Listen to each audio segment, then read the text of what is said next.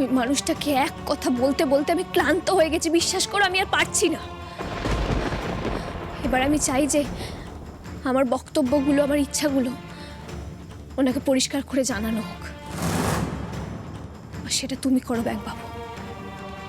এই কথাগুলো ওনাকে জানিয়ে দাও। ঠিক আছে, তুমি যা ভালো বোঝো। আমি বলছি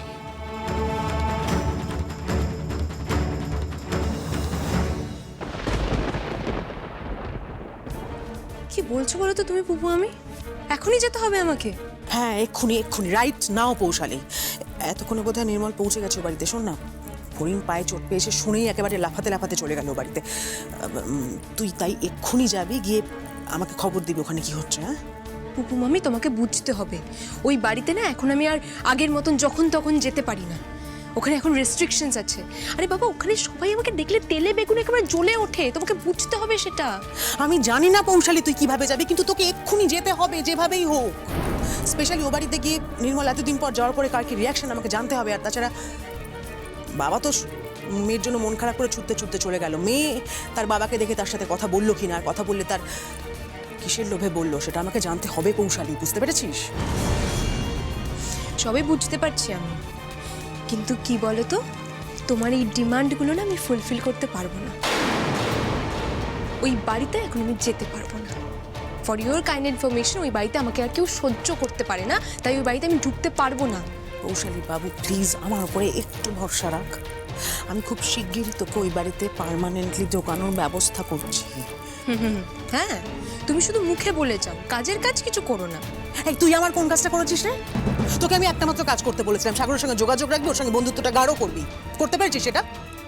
বাবা, আমি চেষ্টা করছি, এরকম নয় যে আমি চেষ্টা করছি না, কিন্তু কি করব, ওই বাড়ির সবাই না সাগরকে একেবারে ঘিরে রেখেছে। এটা নিয়ে পরে ভাবা যাবে কৌশলী। এখন আমি আপাতত যে কাজটা করতে বলছি, বাবু প্লিজ, আমার খুব আর্জেন্ট, সে কাজটা প্লিজ কর। ও বাড়িতে গিয়ে নির্মলকে সবাই কিভাবে নিল, ফড়িং আর ফড়িংয়ের মায়ের কি রিয়াকশন হলো, ফড়িং কতটা নাকামি শুরু করলো বাবা বাবা বলে, সেটা আমার জানা দরকার কৌশলী। এখন প্লিজ বাবু, আমার দেরি হয়ে যাচ্ছে, প্লিজ এখন একটু যা আর আমাকে খবরগুলো দে প্লিজ। ঠিক আছে, আমি যাচ্ছি আর তোমাকে কল করে জানাচ্ছি। Okay okay okay, I will wait for you. এই তো বাবু, এই কিরে ফড়িং কি বললো? মামার সঙ্গে দেখা করবে তো ফড়িং? না, ফড়িং নির্মল মামার সঙ্গে দেখা করতে চায় না।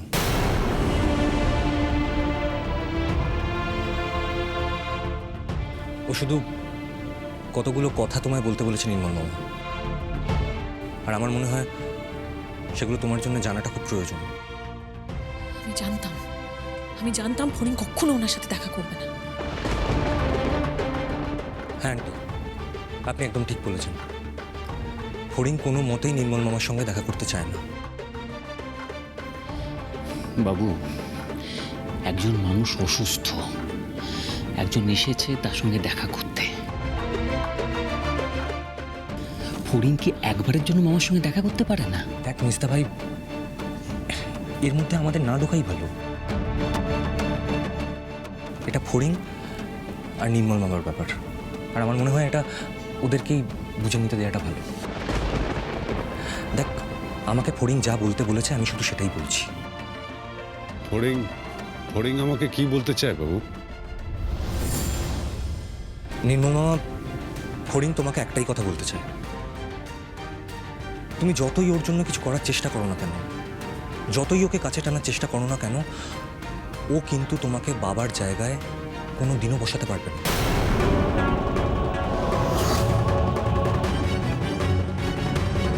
ও তোমাকে নিজের বাবা হিসেবে অ্যাকসেপ্টই করে না, আজও করে না, এবং নির্মল মামা ভবিষ্যতেও কিন্তু ও সেটা পারবে না। হ্যাঁ, ঘটনাচক্রে তুমি ওর বায়োলজিক্যাল ফাদার, কিন্তু তার বাইরে কোনো রকম কোনো স্বীকৃতি ও তোমায় দিতে চায় না।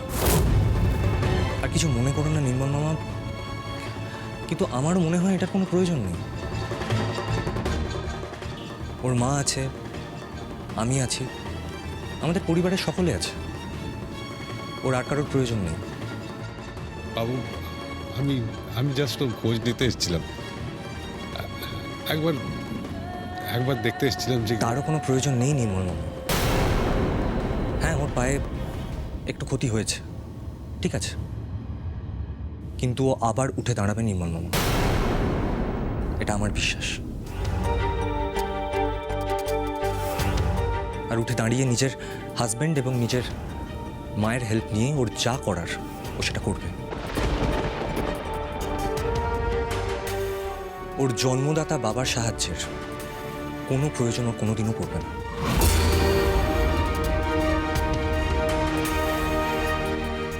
আর নির্মল মামা, ও তোমাকে আর একটা কথাও জানাতে বলেছে। এই যে তুমি এত মন খারাপ নিয়ে এখানে এসেছো, এটাও কিন্তু তোমার কাম্য নয় নির্মল মামা। আর এটা যদি তুমি তোমার অপরাধ বোধ থেকে করে থাকো, তাহলে আমি বলবো এই অপরাধ বোধের নিবারণ কিন্তু ফড়িং করতে পারবে না। কারণ নির্মল মামা, ফড়িংয়ের মনে কিন্তু তোমার বিরুদ্ধে কোনো রকম কোনো রাগ বিদ্বেষ নেই। তবে তার মানে এই নয় যে তুমি সকলের সামনে ওকে মেয়ে বলে ডাকবে আরও সবার সামনে তোমাকে বাবার পরিচয় দেবে, সেটা কিন্তু ও কখনোই চায় না। নির্মল মামা, ফড়িংয়ের বক্তব্য, ও যখন জীবনের এতগুলো দিন নিজের মায়ের পরিচয়ে বেঁচে থেকেছে, ও নিজের বাকি জীবনটাও নিজের মায়ের পরিচয়তেই কাটাতে চায়। এটাই ফড়িং তোমার কাছে হাত জোর করে রিকোয়েস্ট করেছে। তুমি যে ফড়িংয়ের কাছাকাছি আসতে পারবে এই আশা করো না নির্মল মামা।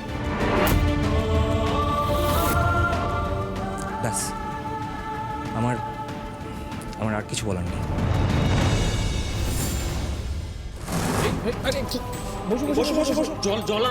জল নেই এসো। ঠিক আছে তো? হ্যাঁ, আমি ঠিক আছি। হঠাৎ করে কি হলো? বাবা চল। Thank you.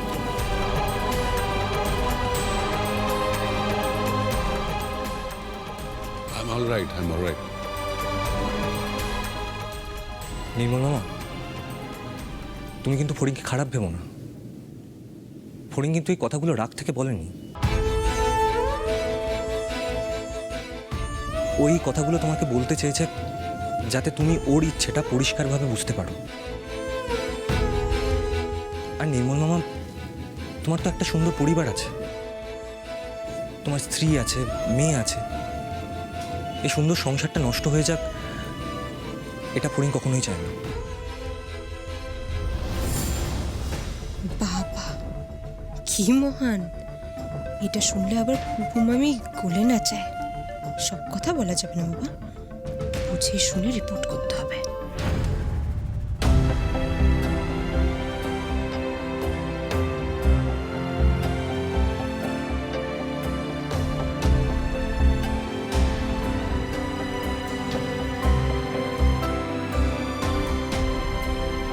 আমি ফড়িংকে দোষ দিচ্ছি না। ফড়িং যেটা করেছে, ফড়িংয়ের যে মানসিক অবস্থা, ফড়িং হয়তো ঠিক কাজই করেছে। কিন্তু নির্মল মামা যে ফড়িংয়ের বাবা, এটা কিন্তু এই সমস্ত কাজকর্ম করলে পাল্টে যাবে না। এই সম্পর্কটা পাল্টে যাবে না। এই সম্পর্কটা যা ভালো বুঝি আমার। সব কেমন হয়ে গেল না? আমার কিন্তু আজকে নির্মল মামাকে দেখেও খুব খারাপ লাগছিল। হ্যাঁ মানে আগে যা হয়েছে হয়েছে, কিন্তু আজ তো দেখে বোঝাই যাচ্ছিল মানুষটার মনটা খুব খারাপ। আর এটার জন্যই মামার শরীরটাও আস্তে আস্তে খারাপ হচ্ছে। কিন্তু ফড়িংও ফড়িংয়ের জায়গা একদম ঠিক। কম লাঞ্ছনা, কম অপমান সহ্য করেছে মেয়েটা ছোট থেকে। আর রাধা আন্টির কথা তো ছেড়েই দিলাম, তার তো কষ্টের শেষ নেই। এত বদনাম মাথায় নিয়ে ওইটুকু একটা মেয়েকে মানুষ করা চারটিখানি কথা নাকি?